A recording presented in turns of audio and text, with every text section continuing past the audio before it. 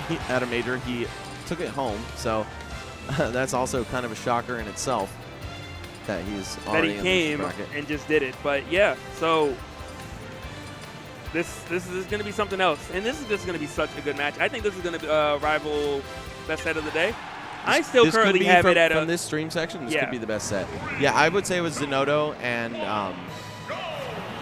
Zenodo and Zage was really good, but also Zenodo and Mr. R until that ending. Pink Fresh and Void. Yo, yeah, that one was sick. Yeah, oh man, there have just been so many good sets in the past 2 hours. I'm loving the action here. Hope SmashCon never ends. I just want to see these players play over and over again. And I'm sure Abadango was loving that percent lead he had right there, especially being so light that he is. You will need to get Ryu to kill range as early as possible because you are always in jeopardy of losing your stock.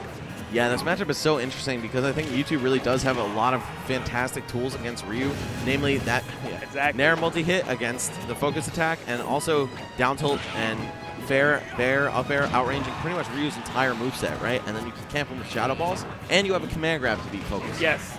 But you're never winning the match. Right now, it's even. It's literally even. It's definitely true, but Trela does need to worry about getting footstool to disabled because he did indeed footstool him, he just didn't disable properly. And Abadango actually gave up a free shield grab opportunity there, but able to still grab that stock with a forward air.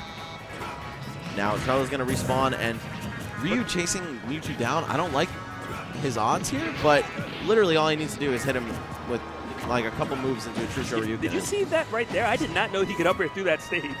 Mewtwo? Yes, he dropped through, did a jump onto the stage with an up air. Very different. Cool to watch. Yeah, definitely some tricky recoveries from Mewtwo, and wow, actually going to jump up for the That didn't even look like the show strong hit. It definitely was. And it definitely was a really creative follow-up to actually jump pre-Shoryuken by Trela. I think it does make it weaker, but it's still really, really strong, and you get that vertical boost for popping them up first. Oh, and that was so genius right there by Abadango. I'm not just going to do one hit. I'm going to do a second because I see what you're going for. I mean, honestly, these combos from him are standard fare at this point, but it still impresses me every time. A lot of Mewtwo's do stuff like that. Like we just saw Rich, who's amazing in his own right, actually able to take Abadango out in the mirror. So Abadango, I still feel like he has follow-ups like no one else does with this character. Oh, that was very scary. And Trela betting it all right there. Does make it back, luckily for him, but he has to recover against Abadango, and that is no easy feat. I'm shocked that Trela went deep for the spike, even though he didn't see any of the things beforehand confirm. He was just like, if I do this, I know I need to do it pretty much frame perfectly, so I just need to execute the process and hope it runs. I figured his teammate did it to him earlier. It might work this time. Okay. And just a slight miscalculation by both of them. That should do it. Air, catching the feet while he was on Smashville platform. And Abadango with a sigh of relief, and that is how you need to treat the matchup against Ryu. At no point can you feel like you're winning, you know? You have to always say, I'm at 30%, I'm at 40%. If I get hit 2 more times, I lose this match. Yeah, let me play it cool, stay back, run those down tilts. And now Dark Shot, fellow Ryu main, actually giving Trela some advice here. He was able to take Abadango out at Midwest Mayhem 2. I think it was 2. A couple months ago, Dark Shot.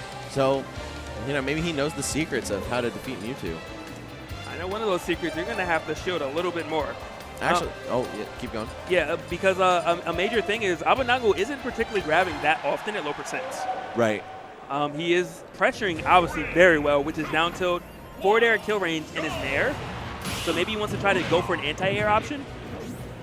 Right. Also, Darkshot plays against Katakiri, the other top-ranked player in Ohio who mains Mewtwo. So possibly some of this wisdom is going to come into play. Oh, going for the Rising Tatsu. That was sick.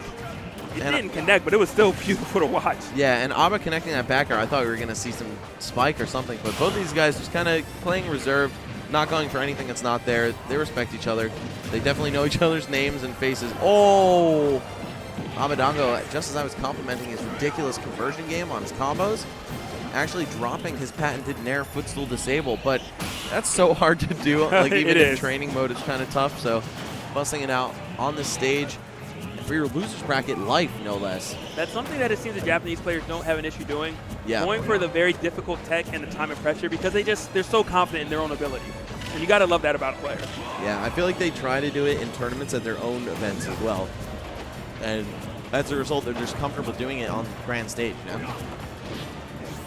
Right now, one Shoryuken will indeed get rid of Abadango's stock. One disable, one up smash will indeed get rid of Trela's. No, not going to do it yet. Mewtwo's up throw very strong, but not quite that strong. I think now it'll do it because Mewtwo has 80 rage and, you know, 130 is pretty high. But Ryu, such a heavy character, and he's got a pretty decent fall speed on him. So vertical KOs are not something that come easily on him. Right now, Abadango still making it back, and wow, that takes it. The call out right there.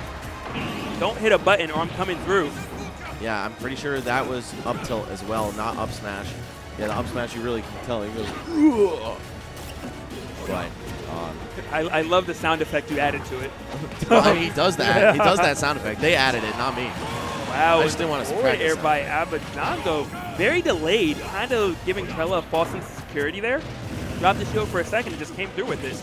Abadango with many more confirms off of neutral air other than footstool to disable, of course. Oh, gets focused in the face. Wow, actually that full hop forward air able to catch Ryu. That tall frame maybe coming back to haunt him a little bit. Of course, you always want to be tiny in Smash. Yeah, it's always a little bit harder to hit you. I am curious to know if Abadango's ever going to start reflecting any of the fireballs by Trela, or if it's just not optimal. I thought he was about to send this man into oblivion. That volleyball spike. Okay. Side to Abadango, retreat. though, all of a sudden back in the lead here after dropping the first stock. Trela struggling to get control back. Final destination, which I think is a pretty great stage for Mewtwo anyway. I really like the placement of all the Abadango's attacks. They come out either slightly delayed or just kind of as a shield poke, or even there perfectly spaced. Is that it? No, he didn't run in for the up smash. Or the grab. I don't think grab necessarily would have killed. Now it definitely will, and absolutely at 145. Now every time Trela touches Abadango, Abadango is going to be a little shook, man, because all it takes is a Shoryuken at this point. Or a spike. Trela has shown that he is not afraid to throw it out. Even forward smash from Ryu, which is a pretty rarely seen move. Oh, and the forward air There, out the of shield. Yeah, blocks the up tilt and just says, nah, man, not on me. And that was even a little delayed. I didn't even know he had that much of a window. Yeah, that's very true. I thought he was actually not going to be that open. But Trela falls 0-2 to Abadango after losing to MVD in winner's bracket, so doesn't even make it to the top 24. Taking a deep breath, you definitely know he's not too happy about that. Yeah. It's very unfortunate.